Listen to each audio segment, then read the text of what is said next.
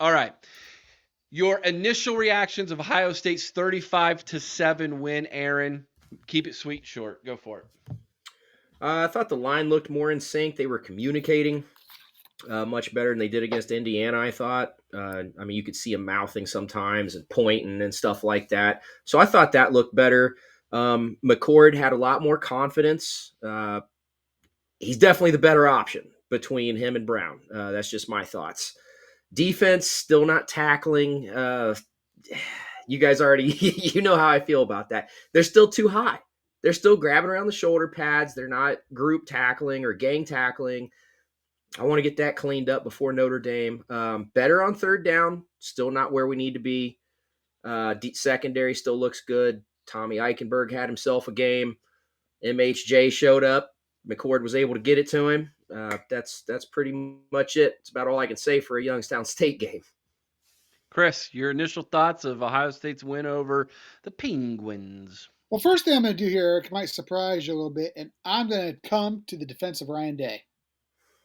What? Yeah. Are you sick? All these people who are saying we should have hung 80 on him, guys, it's just not going to happen anymore. With the rule changes, the fact that we don't have an offense that was as prolific, as mature, and with a Heisman candidate cornerback or quarterback, we're just not going to hang 80 on anybody this year. Forget it. It's not going to happen.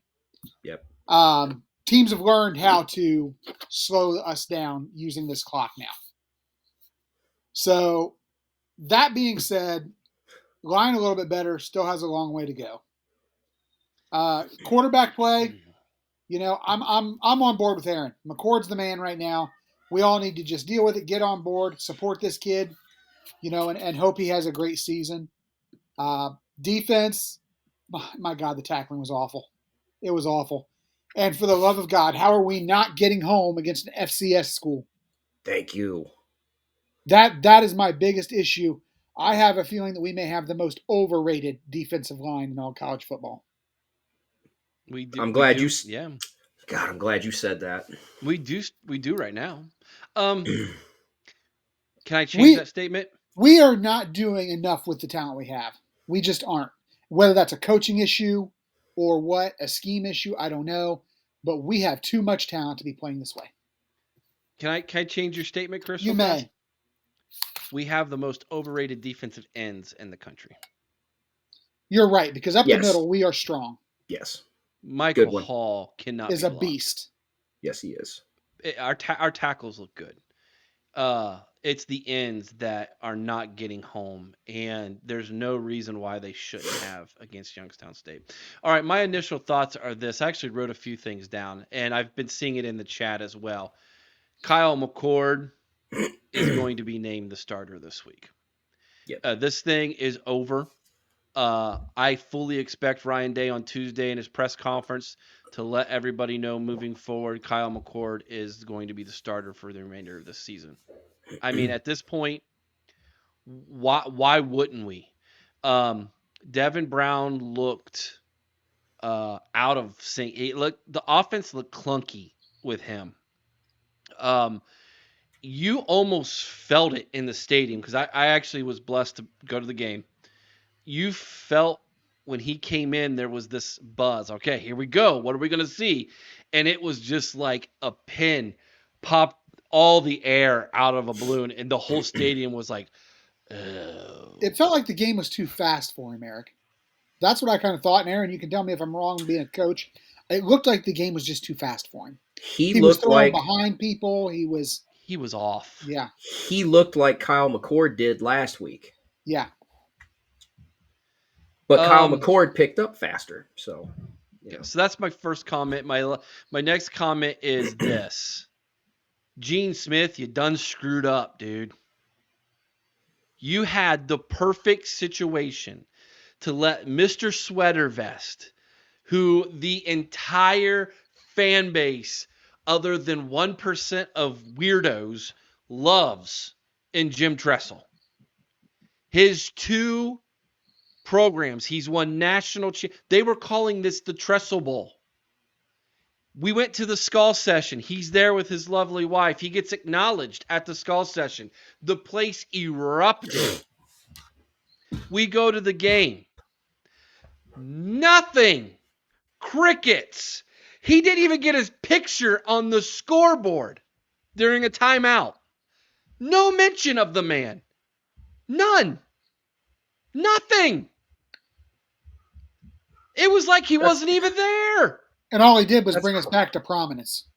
That's crazy. I left angry at that. At more so, I left angry at Gene Smith that he would spit in my face, in this fan base's face, and the money we spent to go to this game because we thought we could at least see Jim Tressel. Do you know how many script Ohios they had at this game?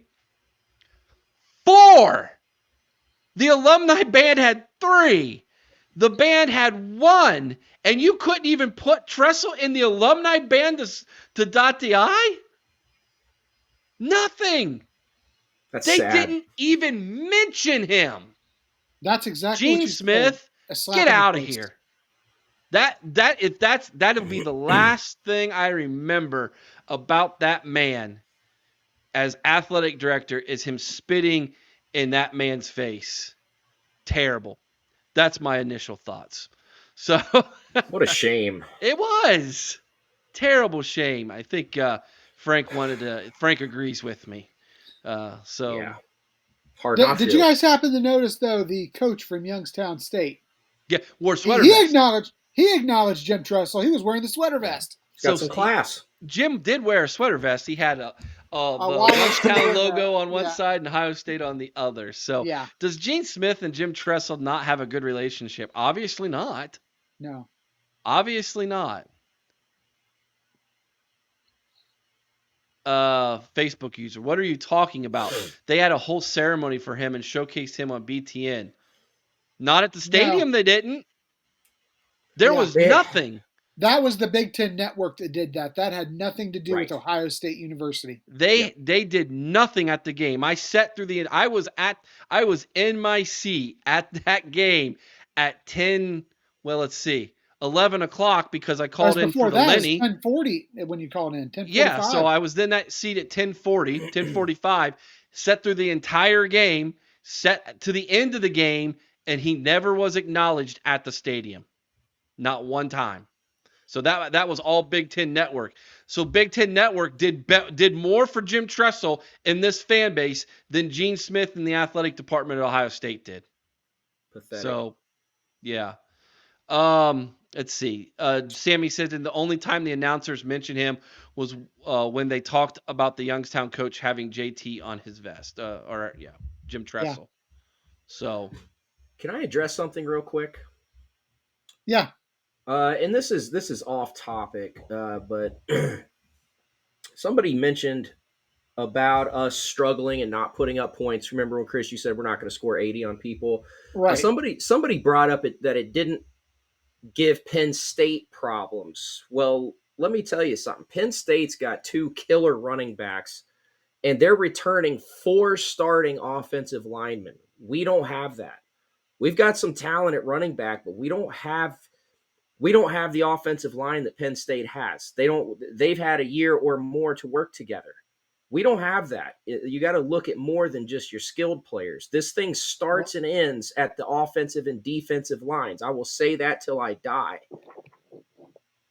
So let's not compare ourselves. Okay, let's go and jump into our letter grades. So give me your letter grades in the chat. Give me your letter grades for offense and defense.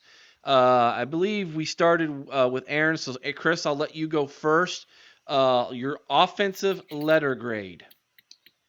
For me, I went offense B-.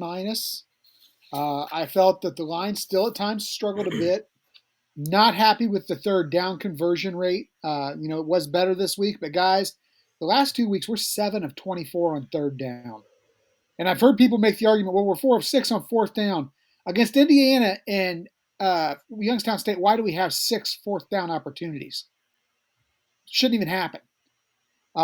So I felt like the guys who handled the ball, your skill position guys, most of them had a fairly decent game.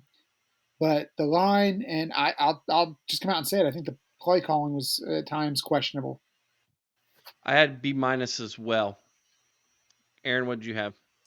I went with a B plus, and that's just because of the passing attack was tremendously better. I saw a little growth. Now, granted, it was against Youngstown, got it, but the fact they were on the same page, they connected many times. Emek Egbuka had a great game. MHJ had a good game. We didn't, we weren't counting on check down routes. Running game wasn't too bad. We spread it out a little more than we did last week, I think. But yeah, I liked how Travion looked. He looked strong. Offensive line was communicating better, so I want the B plus. All right, moving over to the defensive side of the ball. My defensive letter grade was actually the same as Larry Daniels here. I went with an A minus on defense. So that's what I had on defense. It was a bad first drive, but then they didn't let them score again. I know they're not getting off the field as quickly as Ryan Day would want them to. On that side of the ball, he wants more 3 and out so he can get the offense back on. I'm sure every offensive coach would want the defense to get off the field so they can get the ball back. But you know what? I think the defense is playing pretty sound, other than they're missing some tackles. But I tell you what, I'm feeling good about our corners. Sonny Styles is still a beast, and Tommy Eichenberg always seems to be around the football in the right place. We just got to start getting home on the defensive line. Aaron, what's your letter grade for the defense? You're probably going to be a little bit more stern than me. I gave him a flat. I was struggling. I wanted to give a B plus, but I'll give a B, and the reason for that is the talent differential. Somebody mentioned it in the comments, and I 100% agree. We should have been home much more than we were. They absolutely clowned JTT and Jack Sawyer. Didn't look good. Not a good look. Lathan Ransom, you can't meet a running back in the hole and then miss the tackle. That is unacceptable. The only shining light, okay, Igbinosun plays very physical. I will take that. I told y'all that before we started. I will take his play every day of the week, twice on Sunday. Denzel Burke playing lights out. Everybody else got some stuff to work on. Sonny Styles, a beast, yes. Linebackers, solid. Chris. I went B minus. For me, we were talking about the fact that, against this caliber of opponent, we should have owned that defensive line. Our ends didn't get home. The tackling was sloppy. We did get a takeaway. That's a big plus. We did get 2 sacks. We should have had a lot more against a team like this. And what in God's name was Martinez doing out there at corner? He was awful. He hasn't been good since he's been here. He's out of position. Awful. He was a quarterback in high school. I know. And he looks like a quarterback playing corner. I know. He's undersized anyway. He's been lost since day one. Yeah. So, I couldn't give him better than a B minus given the talent we went against. We did get one of these turnovers, Sammy. It was a beautiful. I'm going to let Aaron speak to what Denzel did because he did everything, it seemed like, right, technique-wise. Aaron, tell us what Denzel did right in that interception. We're going to talk about it here in a minute, so just go ahead with it. He did everything right. Like, if I could put a textbook together on how you run with a receiver and then turn your head and look for the ball, it would be that play. I don't think Jeffrey Okudah himself ran a coverage that solid in the years that he played. And Jeffrey Okudah was, to me, one of the standard guys, like the standard bearers. I look at Jeff Okudah the same way I think of Sean Springs and guys like that, Mike Doss. I think of those guys in the same light, okay? Antoine Winfield, you know what I mean? Just all those guys, that talent. Denzel Burke's got it, guys. He's back. And Aaron, go ahead. I was going to tell me if I'm wrong. It looks like he's playing more physical than he has. Oh yeah, ever. Absolutely. The hand fighting, right? Yeah, that plays a big factor, definitely. But he's more skillful with the hand fighting. Yes. His hand fighting is just, man, that dude. I love Denzel Burke. Like, he's off my crap list. Love that. Hey, man, all last season, you guys know how I felt, dude. You guys know how I felt. And it was just like every week I was like, man, this dude is so much better than this. And this year he's showing it. I love it. Yeah, Brian said he almost had 2 in that Yeah. game. Mm-hmm. Yep. I think I'm trying. I didn't go back and watch the game today. I got super busy, and I actually watched the Bengals Browns. Yeah, me too. Did you not enjoy that game? Congratulations, Chris. How'd the Steelers do today, Aaron? Shut up, Chris. Wait. I don't. This is what you guys must feel like all the time. Yeah, congrats. Now you got another week to celebrate before it all ends. Oh, shoot. All right, back to topic here. Facebook user, what is the deal with Jack Sawyer and JT? They need to be dogs, and all I see are 2 guys going through the motions. One word. Soft. I'm not even going to argue that. Very soft. Soft. They're just soft? Soft. Listen, this is a family show, Eric. I can't get any further than soft. Okay. I'm not afraid. I'm not afraid to do this. Is it time for Larry to retire? Are we sure I it's Larry? I wonder. Well, this is my thing, Aaron. I think that there's a major disconnect between Larry Johnson and Jim Knowles, and one of them's got to go because until they do, this offense is going to be disjointed and dysfunctional. Or this defense. We're not running Jim Knowles' defense. We're running Jim Knowles' defense from the linebackers back. Yes, we are. You go back and watch what he did at Oklahoma State. They ran a lot of three lineman personnel where that fourth was a hybrid linebacker who could blitz and would move around. That's his jack position. And Larry's like, no, I'm not doing that. Okay, Jack Sawyer was doing that though. He was in a 2-point stance. He's not. That's not his He's position. Just not. Though, Aaron. Jack Sawyer's just not that dude. He's not. No, Aaron, it's not. It's not the same. You can't stand up and he's in the jack. That's not it. The jack would think about Troy Polamalu. That was like the jack on the line. Like he could come from the sidelines. What's he doing over there? Oh, he just took out the wide receiver and now he's coming after the quarterback. Like it was crazy insane what he was doing with that position. And there's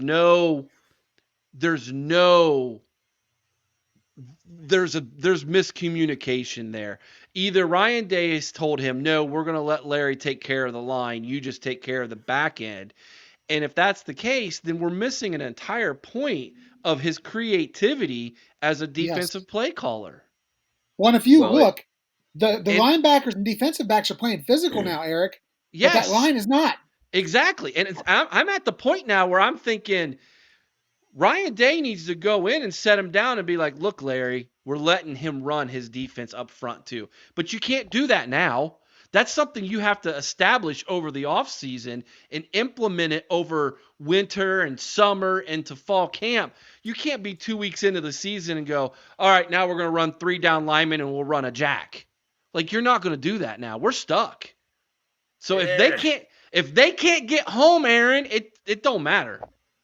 I mean, that's my thing. The only 2 positions on the D line playing difficult or playing hard are the tackles, the interior. Yeah. Okay, and even then, I would say they're not as physical. They're not playing as hard as they should be. Well, I don't know. Michael Hall looks like he's awful vicious. Oh, I agree. But think about this: if they have to pay attention to the ends, how much more effective does it make him? It makes him so much more effective. Yeah, is he holding back a step in case he has to step out or? Well, it just gives the offensive line something they don't have to worry so much about it because they know JTT isn't getting there, and neither is Jack Sawyer. All right, we need to hurry up. We need to hustle up because we're almost at 8:30 already, and we need to move through these Buckeye leaves. Let's hand out Buckeye leaves real fast. Let's go ahead and start here. The offensive player of the game, Marvin Harrison Jr. Anybody else? Yep, that's it. That's it. Only one, Aaron?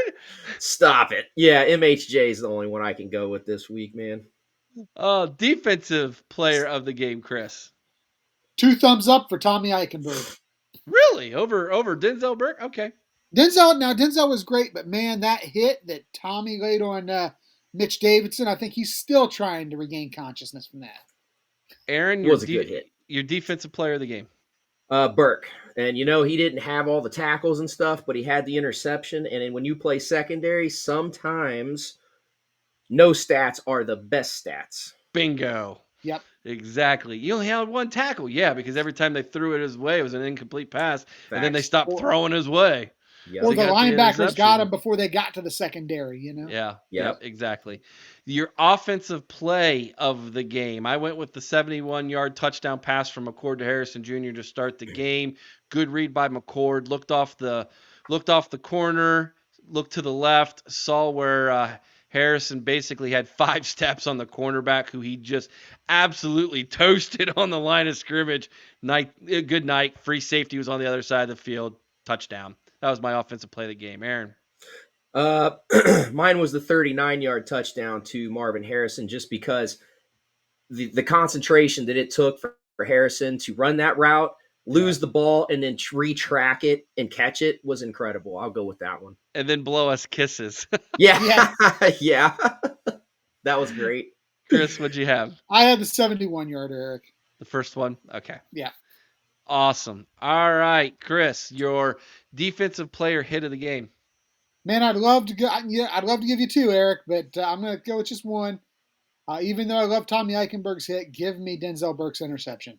I'm with you. Give me the INT, Aaron. Yep. INT. 3 for 3 on the INT. That was so beautiful. It was textbook. Everything was textbook. Right. Yeah. People say textbook, but this really freaking was. It was so gorgeous. Do you think, unless he falls off a cliff, he's a first-round draft pick? I think it depends on how many more interceptions he gets. But if he can limit touchdowns, which he's done so far, yes. I don't want to say early, middle, or late round, but I will say first round. Yeah, so I heard, maybe someone in the chat, if you guys don't know, maybe someone in the chat can let us know. But I thought I heard something about that was the first interception by a cornerback in a couple years or something like that. Like, it's been a long time since a corner has gotten an interception. Really? Yeah. Like, it's been a couple. I want to say it was I know since 2021, Frank said. So who would have it been? That wouldn't have been Okuda. 2021. Could have been Burke. Might have been Denzel. It was Might probably have been Burke. Who was on the other side of Denzel in 2021? Shoot. I don't even remember. It's good if you can't remember, right? Cam Brown. Would he have been? Cam Brown. He would have been one. Yeah. See, for at least a week. It's good to have Frank in the chat. Frank writes for Scarlet and Game. We want to make sure that all of you go to the Scarlet and Game website, read those articles. You've got some from Frank. You got some from myself where I wrote about how that this QB competition's over.